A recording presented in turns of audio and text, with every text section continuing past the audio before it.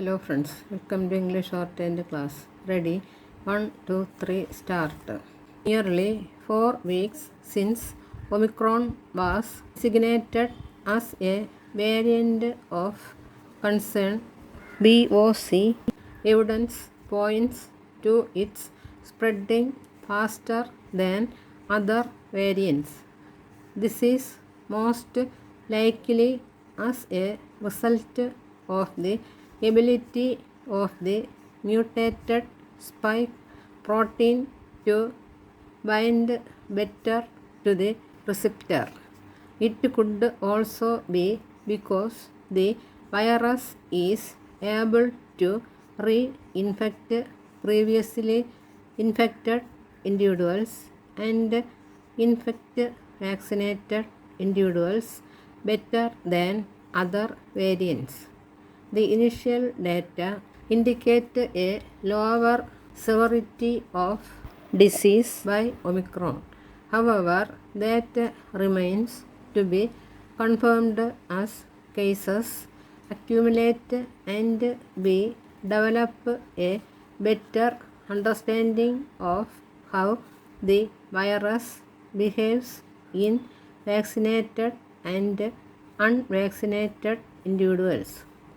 Laboratory studies using samples from individuals vaccinated with vaccines made on different platforms, including mRNA vectored and inactivated vaccines, have reported that the neutralizing antibodies are 25 times or much greater times less effective against Omicron than the ancestral strain. Another study from the United Kingdom has reported that 2 doses of the Oxford AstraZeneca vaccine have limited effectiveness for prevention of symptomatic infection by Omicron, but after a booster dose of an mRNA vaccine, effectiveness goes up to 71%.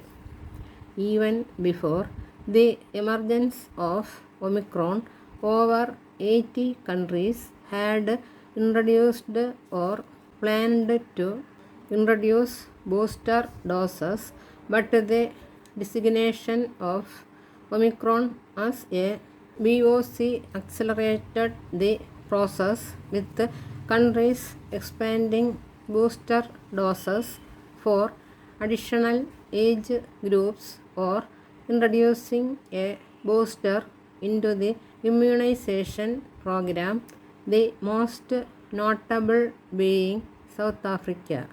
Alongside the vaccine manufacturers, particularly those with rapid response platforms such as mRNA and viral vectored vaccines, have already begun the vaccine formulation targeted to provide better protection against Omicron. In India, for the last few months, there has been a demand for COVID-19 booster dose for various population subgroups. Government appointed expert committees have been reviewing the need for a booster in India. The start of booster doses in many countries at intervals as short as 3 months since the start of COVID-19 vaccination in India, and a greater vaccine supply than demand are the arguments being made to support the introduction of booster doses in India.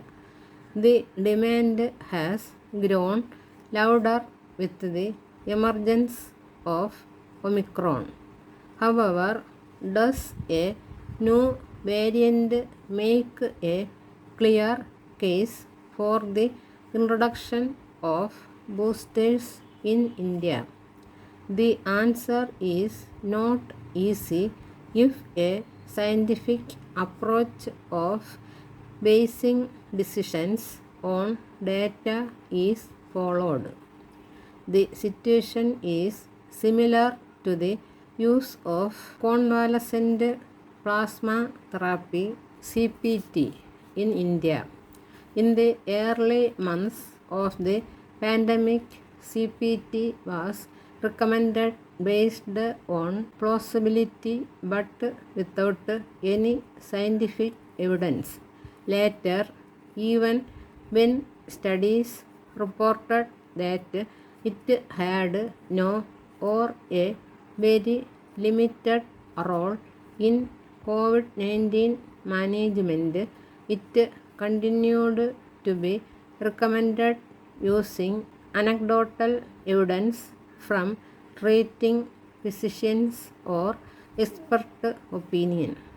There seems to be a similar push for COVID-19 boosters in India playing out in newspapers and TV debates, but there is no evidence of waning immunity from India to support this approach.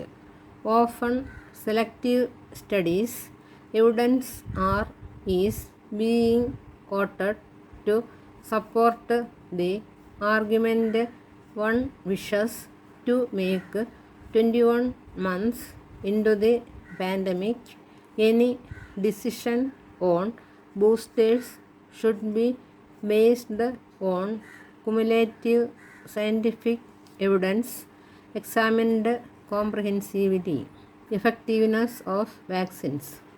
On the one hand, preprint research papers yet to undergo essential peer scrutiny as a standard part of the scientific process are being used to argue the case for booster vaccination, while on the other there is a recognition that data from India on vaccines being used in India are very limited. Thus, the absence of evidence on waning of immunity with Indian vaccines really mean that vaccine immunity is not waning. For all vaccinations, antibodies arise and then fall. They may fall to undetectable levels, but if they rose at all, then an immune response was made. Should there be a cut-off of the level of antibodies that exactly equated to protection from disease, that would be helpful for tracking the sufficiency of protection. But there is no such correlate of protection for SARS-CoV-2. Data indicate that in general higher levels of neutralizing antibodies indicate greater chances of protection from severe disease and infection, but there is no magic number above which there is assured protection, and this situation is further complicated by variants where antibodies may have different activity against each variant. Neutralizing antibodies are considered functional antibodies. They are the antibodies that block the virus from entering host cells, but there are also many other antibodies that can be found in binding assays that measure whether antibodies can stick to the cognate protein of the virus. The levels of some of these binding antibodies, parallel neutralizing antibodies, both high or both low, but again there is no cut-off that predicts anything about whether the person with high antibodies is truly protected or not. A recent report on Omicron has good news about another arm of the immune system, showing that T cell immunity was largely maintained. The spate of laboratory studies further shows that natural infection and vaccination with 2 doses was approximately equivalent to 2 doses and a booster. Most of these data are from the mRNA and viral vectored vaccine combinations.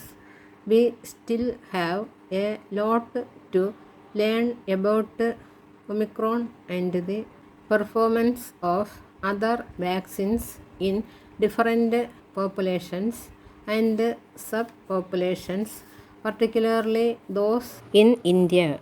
It does appear clear that without boosters, protection against infection is likely to be less, but in public health terms, how much this may matter for healthcare systems in India remains unquantifiable and unpredictable at this time.